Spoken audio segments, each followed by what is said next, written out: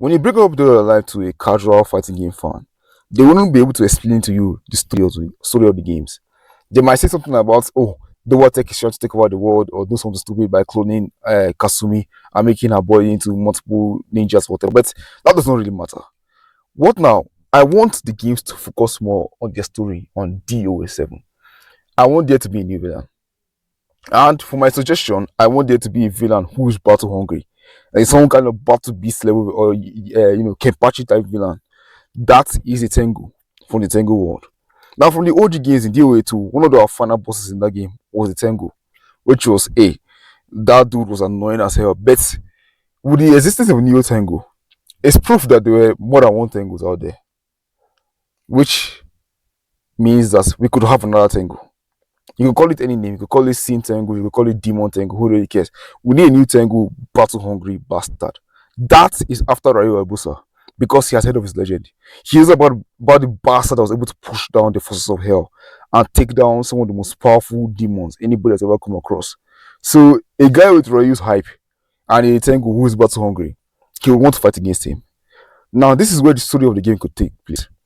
Now, while this is a Korimba, you could have a whole plot with Duatech trying to draw power out of Honoka, which we all know is a daughter of Raido, which is, are you mad? When did you start having more kids? But who really cares, yeah?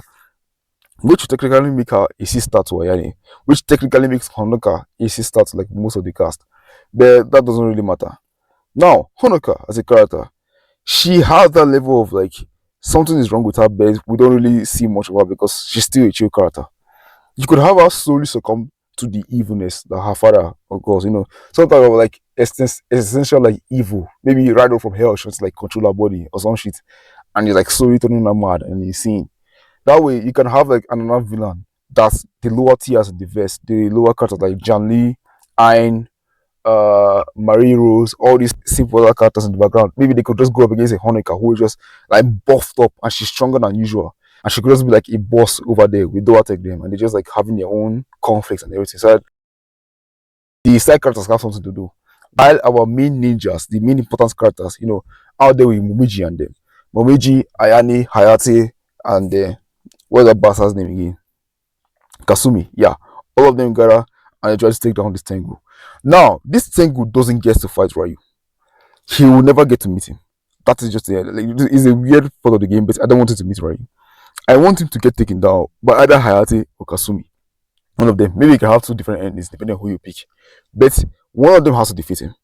And I want it to be like a full-on story. Like, yo, I need some like creative ass writers to like design this thing. You have to have some like stories, some drama with this. She's like, because we all know that Ayane is the daughter of Raido, but she's the sister to both Hayate and Kasumi. And why? Because Raido slept with his mother, which caused the issues within their family. I need this shit to be a deep, complex story with them trying to take down this Tengu that is also trying to kill, Hayate's sensei, which is also Kasumi sensei. So like they're not like Kira Hayabusa. But now these guys have to like come to understand like, yo, we are in charge now. We have to defend this city. We are the main ninjas that are meant to defend this place. Where you right now is over there doing some insane shit. Who knows what the bro is doing? But he's not like you don't really need Ryu to carry a game for you. Yeah, he can have some like a couple of cameos. He can have something cool in the background. But whoever takes down the new Tengu threat, it has to be part of our main ninja trio. Heck, you can even have Ayane take him down if you want to. Now, what that's going on, you can have the series of issues going on with Duatech. Some insane shit that they're trying to do. Maybe they're trying to like make a Honoka into some insane demon machine from hell. And then, most of our cast are like falling to her, but she's beating up everybody, some shit and that. But you can do something creative. I believe in the style, they're able to create something smart and interesting on the show. Now, after they design all that, I also want the story to focus more on comedy beats. Now, people don't know about one of the funniest fighting game characters out there, which is Zack. I need more gags in these DOA games, bro. Like, as much as I want them to have some serious moments, gags carry the show badly. And having Brad Wong within this game, him and I, the kind of gags you can have with these characters, but it's just wasting it away, just not utilizing them as much as it can.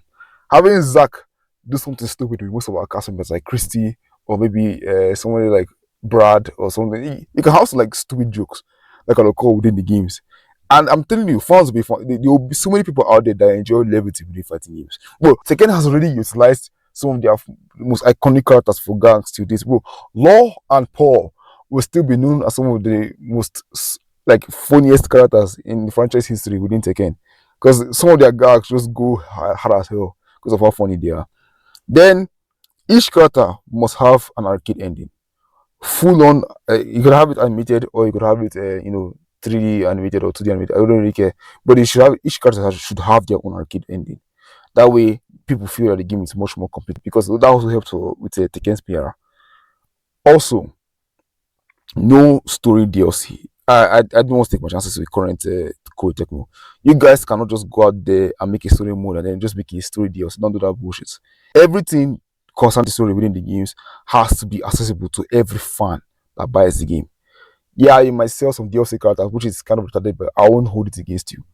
Just make sure the story, any DLC story, all part of the game. Now, you could also have a whole story mode dedicated to Ryu Hayabusa. Maybe like the Ryu Hayabusa Chronicles, what Bro was doing while these guys were fighting the current new main villain of the series. You, it could be something like saving the world or painting World of Three. You could have it going on right there. Ryu, like, it's literally like having to do anything properly because he's. So you could just focus on different characters. I just want more spotlights to be drawn to the different cast members within the DOA games because there are so many interesting characters within these games that people don't really pay attention to. And the way they write them is on the story modes, they feel so plain and mundane. Even some of the female characters, they feel dull like in a way. Like you can have them have some insane expressions. Like if you check out some old scenes, some of the older games, them dudes did not care, bro. There were some scenes that like showed you that yeah, this is a full on like soap opera. Like you know they be slapping Kasumi in some of those scenes, bro. It's kind of insane though, man. I'm not doing. I